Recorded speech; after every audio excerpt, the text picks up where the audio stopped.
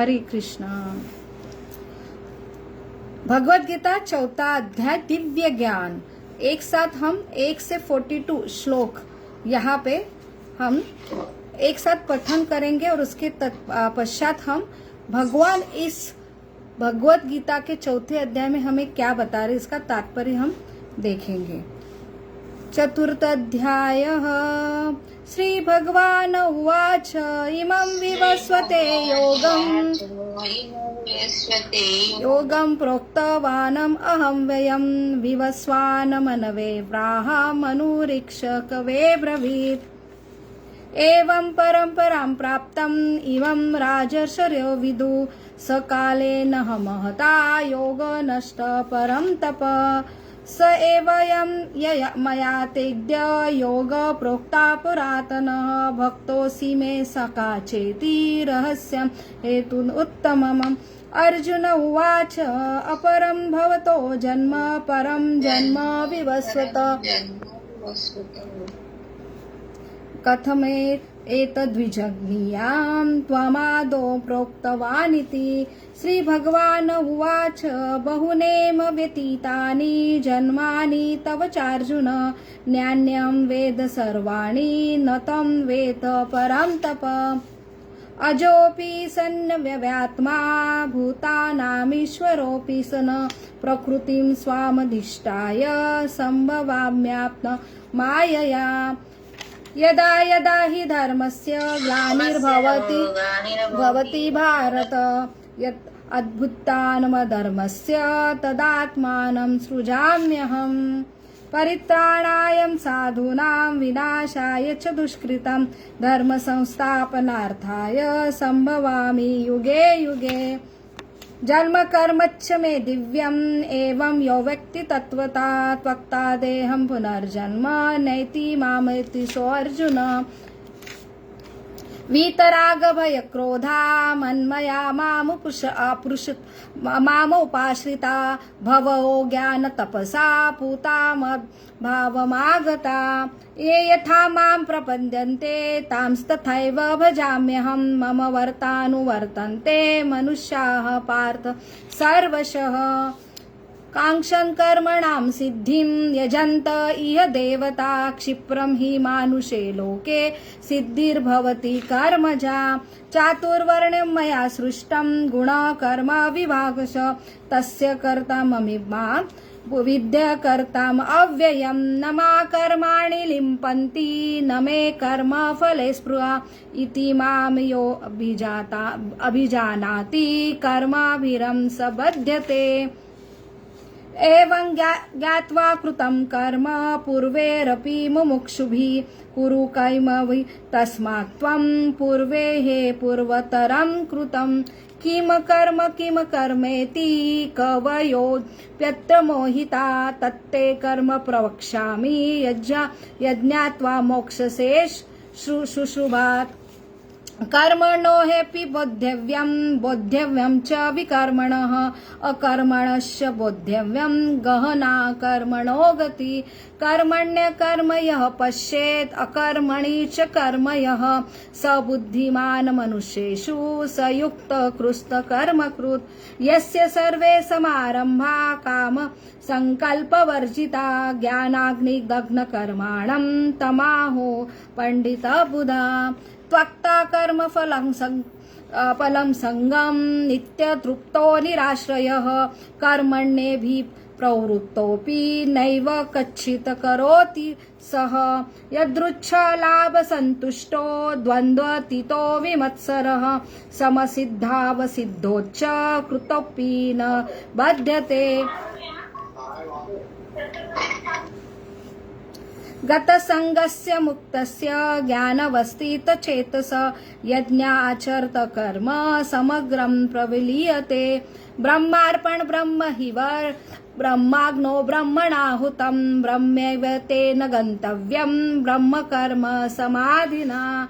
दैवमे पापरे यज्ञं योगिनाम पयुरुपासते ब्रह्माज्ञावर परे यज्ञं यज्ञनेव उपयुज्यति श्रोतादीनिन्द्रियज्ञाने संयमाग्निषु जुह्यति शब्दादीन् विषयानन्य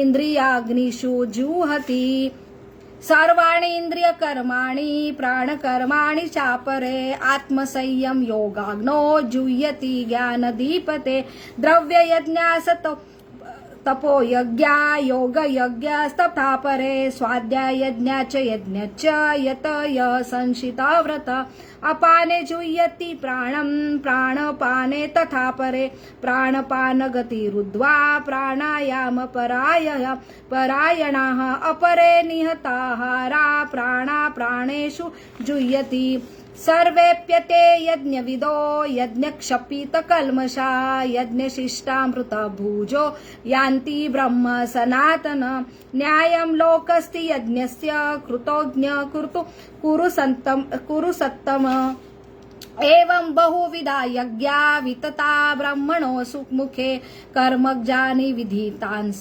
सर्वान् एवं ज्ञात्वा विमोक्षिसे श्रेयान् द्रव्यं मयात् यज्ञा ज्ञानयज्ञ परं तप सर्वकर्मखिलं पार्थ ज्ञाने परिसमाप्यते तत्विधि प्रणिपातेन परिप्रश्नेन सेवया उपदेशान्ति ते ज्ञानं ज्ञानी स तत्त्वदर्शिनः यज्ञात्वा तम पुनर्मोहम् एवं यास्यासि पाण्डव येन भूतानि शेषानि द्रक्ष्यसात्मत् तथो मयि अपि चेदसि पापेभ्यः सर्वेभ्यः पापकृतमः सर्वज्ञान प्लवेनैव वृजिनं सन्तरिष्यसि यथेथांसि समिद्धोऽग्नि भस्मात् कुरुतेऽर्जुन ज्ञानाग्नि सर्वकर्माग्नि भस्म सात्कुरुते तथा न हि ज्ञानेन सदृशं पवित्रम् इह विद्यते तत्स्वयं योग संसिद्धं काले नातात्मि विन्दति श्रद्धावा लभते ज्ञानं तत्पर संयतेन्द्रिय ज्ञानं लब्धा शान्तिम आचिरम् अधिगच्छति यज्ञश्च श्रद्धधानश्च संशयात्मा विनश्यति न्यायं लोकस्ति न परो न सुखं न संशयात्मनः योगसन्न्यस्तकर्माणं ज्ञानसञ्चित् न संशयम् आत्मवन्तन्न कर्माणि निबन्धन्ति धनञ्जय तस्मात् अज्ञान सम्भूतं हस्तं ज्ञानसिनात्मनं चिन्तयन्त्वं संशयं योगम् उत्तिष्ठ भारत ओम तत्सदिति श्रीमद्भगवद्गीतासु उपनिषत्सु ब्रह्मयोगायां योगशास्त्रे श्रीकृष्ण अर्जुन संवादे ज्ञान कर्म संन्यास योग चतुर्थ अध्याय। हरे कृष्णा। तो चतुर्थ अध्याय जो है ज्ञान कर्म संन्यास योग अर्थात दिव्य ज्ञान। तो इस अध्याय का शीर्षक ही है कि कर्म संन्यास योग, उसका ज्ञान जो जिसे दिव्य ज्ञान कहलाते। तो हमारा सबसे जरूरी हमारे जीवन का हर एक का एक ही प्रश्न है। आज आधुनिक काल में हम इतने व्यस्त है कर्म के लिए और सबका एक मूलभूत जो प्रश्न है वो है हम स्ट्रेसफुल है, तनावग्रस्त है। तो हम जितना कर्म, जितना हम प्रयास कर रहे, मेहनत कर रहे, कष्ट कर रहे सुखी बनने का, और जितना हम सुखी बनने के लिए अलग अलग जो रिसर्च कर रहे हैं कि हम इससे हमारा जीवन आरामदायी हो, और उतना ही जितना मनुष्य प्रोग्रेस कर रहा उतना ही वो स्ट्रेसफुल बन रहा है। इसलिए इतना जो स्ट्रेस मैनेजमेंट की जरूरत होती है। स्ट्रेस से ही इतने सारे जो मल्टीफैक्टरल डिसऑर्डर से बीमारी है, जैसे हार्ट अटैक है, डायबिटीज है, थायराइड की बीमारी है, वो इतना रिसर्च के बाद भी दिन ब दिन बढ़ती जा रही है। साइकेट्रिक डिसऑर्डर बढ़ते जा रही है, सुइसाइडल टेंडेंसी बढ़ते जा रही है। तो इसलिए बहुत ही जरूरी हम सब ज्ञान अर्जित करते हैं, लेकिन ये दिव्य ज्ञान इसलिए बहुत ही जरूरी है। तो ज्ञान से आत्मबोध कि हम कौन हैं ये समझता है। पिक्चर अगर क्लियर है तो स्ट्रेस तनाव अपने आप कम होता है। सबसे बड़ा तनाव का कारण है कि हम कर्म करने के बाद कर्म का फल, मैंने ऐसा किया तो मुझे ऐसा रिजल्ट मिलना चाहिए। एक्सपेक्टेशन और एक्सपेक्टेशन, यही सब स्ट्रेस तनाव का कारण बन रहा है।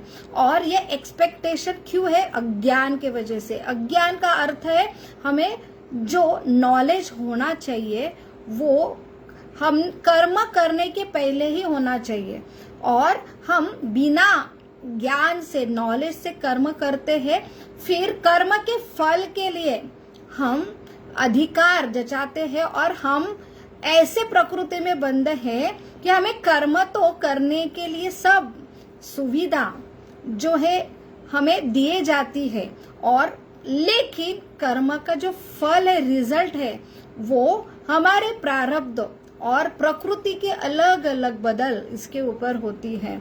तो इसलिए हम अभी अभी कोविड की सिचुएशन से गुजरे हैं, तो हम कितना भी प्रयास करें, कितने भी प्लान रचाए, प्लान के लिए कितना कष्ट करें, लेकिन अल्टीमेटली प्रकृति में अचानक कुछ बदल होते हैं।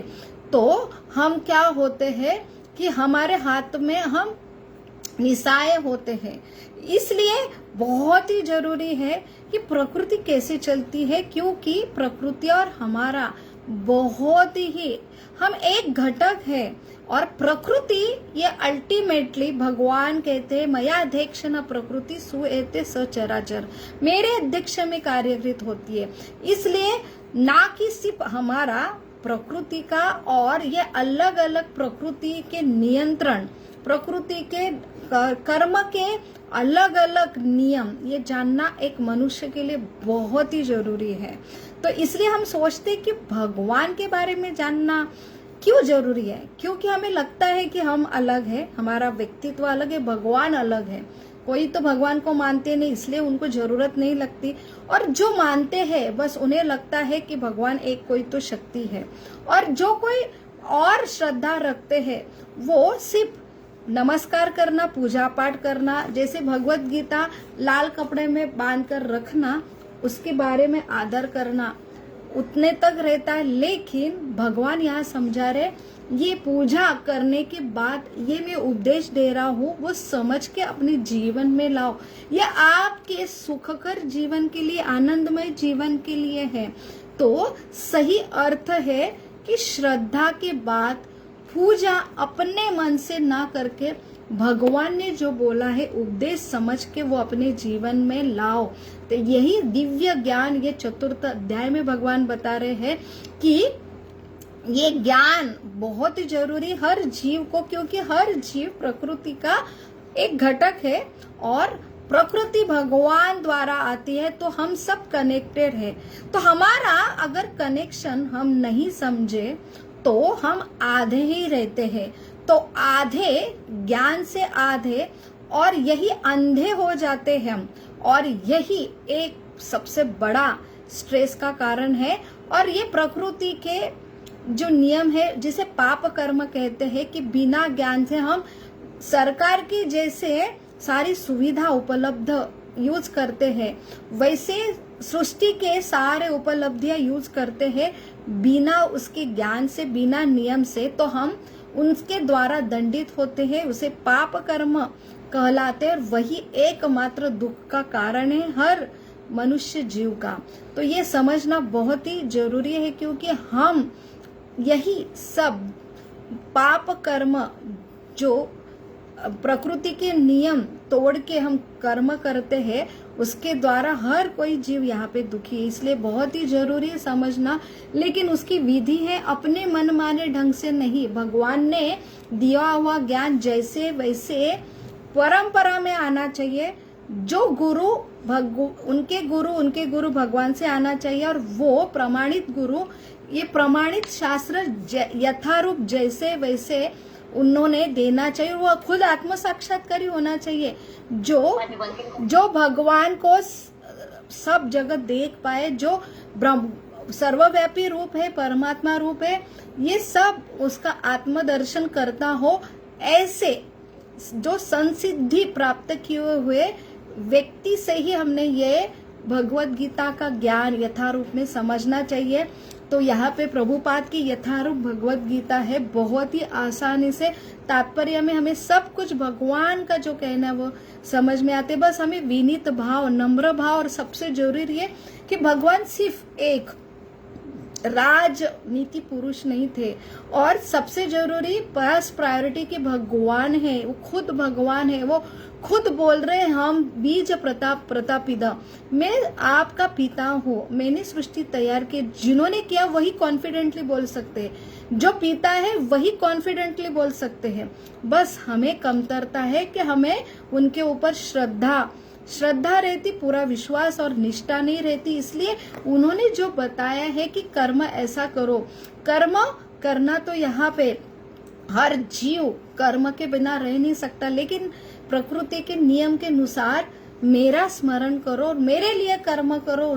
ये अगर शुरू में आपको मैं नहीं समझता, फिर भी मेरा स्मरण करो, और वो स्मरण करके करके आप मेरे से संबंध स्थापित होगा, और मैं हृदय से आपको ये विधि विधान से आप कर्म कर रहे, तो आपको ये सारा दिव्य ज्ञान अपने आप समझ में आएगा। और फिर हम कर्म के फल के लिए आसक्त नहीं रहेंगे, क्योंकि हमें समझ में आता है कि मैं सिर्फ निमित्त मात्र हूँ, और ये प्रकृति के ये गुण है, रजोतमो गुण के द्वारा मैं ये कर्म करता हूँ, और मेरे प्रारब्ध के वजह से और मेरे आज की इच्छा से ये कर्म होते हैं।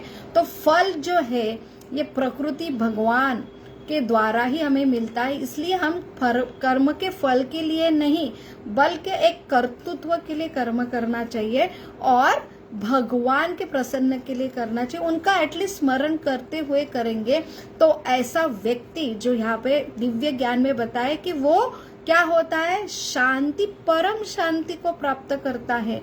और यही सबसे बड़ा लाभ है कि हम क्या होते हैं कि हम बहुत ही पीसफुल होता है, और सबसे जरूरी किसी द्वेष नहीं कर पाते हैं, और हम एक स्थिर मनोभाव हमारा रहता है, बिना विचलित हुए हमारा कर्तव्य हम करते हैं। भगवान यही बता रहे हैं, आप जो धर्म में हैं, धर्म का अर्थ है जो आप गृहस्थ है, आप व्यवसायिक है, आपका धर्म कर्म छोड़ने की जरूरत नहीं है, वही कर्म करो, बस जो प्रकृति के नियम से करो और मेरा स्मरण करते करो।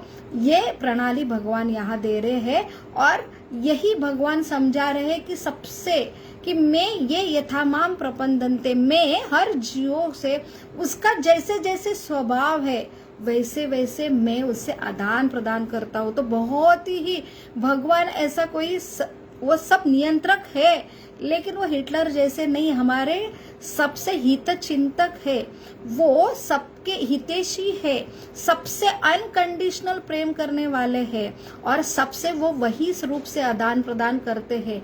जीव की जो इच्छा है वही भाव में उससे रह के वो भगवान आदान प्रदान करते हैं। तो हमें भी उनसे आदान प्रदान करना चाहिए कि हमने जो कर्म है जो शास्त्र के अनुसार करना चाहिए, विकर्म जो विरुद्ध कर्म नहीं करना चाहिए, और फिर हमें भगवान जो फल देंगे, जो हमें सबसे बड़ा दिव्य ज्ञान हमें मिलेगा कि हम यहाँ के वासी नहीं है, प्रकृति में बंधे हैं, और हम एक सच्चिदानंद शाश्वत ऐसे भगवान के ही हम कौन है, अंश है, उसका अर्थ है पुत्र है। और भगवान हमें एक शाश्वत जीवन के लिए हमें आमंत्रित दे रहे हैं। तो इसका अनुभव हम ये जीवन में भी करते हैं, और हम सभी जगह भगवान का वास है, अणु रेणु में, सब हृदय में परमात्मा वास में है। तो हमें इसकी अनुभूति होती है जब हम ये दिव्य गान ऐसे गुरु शिष्य परंपरा से सुनते हैं। तो यहाँ पे वही शांति का सूत्र जो है स्ट्रेस मैनेजमेंट के लिए एक, हम बिना विचलित से हम अपना कर्तव्य कैसे निभाएं, यही भगवान हमें कर्म करने के लिए या प्रेरित कर रहे हैं। तो बहुत ही सुंदर ये अध्याय है, चौथा अध्याय, जो भगवान हमें समझा रहे। उनके जो अवतरण का सबसे बड़ा फेमस यदा यदा ही धर्मस्य ग्लानिर्भवति भारत, तो भगवान क्यों आते? परित्राणाय साधुना। तो भगवान सब जो अपने जीव है, सबसे प्रिय है, उनको ये दुखों से मुक्ति करने के लिए हर प्रयास करते हैं और खुद आते हैं। और जो व्यक्ति तत्वता जान लेते हैं कि भगवान का अवतरण का कारण, वो यहाँ पे पुनर्जन्म नहीं लेता है। ये जन्म यही दुख का कारण है, इससे ही हम ये शरीर में और व्याधि में, बुढ़ापा में, और ये मृत्यु हमारे ऊपर कंपलसरी आती है। और ऐसा ये सबसे जो बड़ी हमारा समस्या है, उससे हम मुक्त होते हैं। जो भगवान यहाँ पे बता रहे हैं कि जन्म कर्मच्च में दिव्यम योविक तत्वता, तत्व सा मुझे जानो, मेरे जन्म का कारण जानेंगे तो तुम्हारा भी जन्म का कारण समझेगा। भगवान कौन है ये समझ में आने पर मैं कौन हूँ, मैंने क्या गलती की, अभी मैंने क्या करना चाहिए, उसका पूरा साक्षात्कार ज्ञान हमें मिलता है अगर हम भगवान के वचनों से जो हमारे सारे निहित कर्म करते हैं। बहुत बहुत धन्यवाद। हम कल से 5वां अध्याय प्रारंभ करेंगे। हरे कृष्ण कृष्ण कृष्ण हरे हरे, हरे राम राम राम हरे हरे। हरे कृष्ण।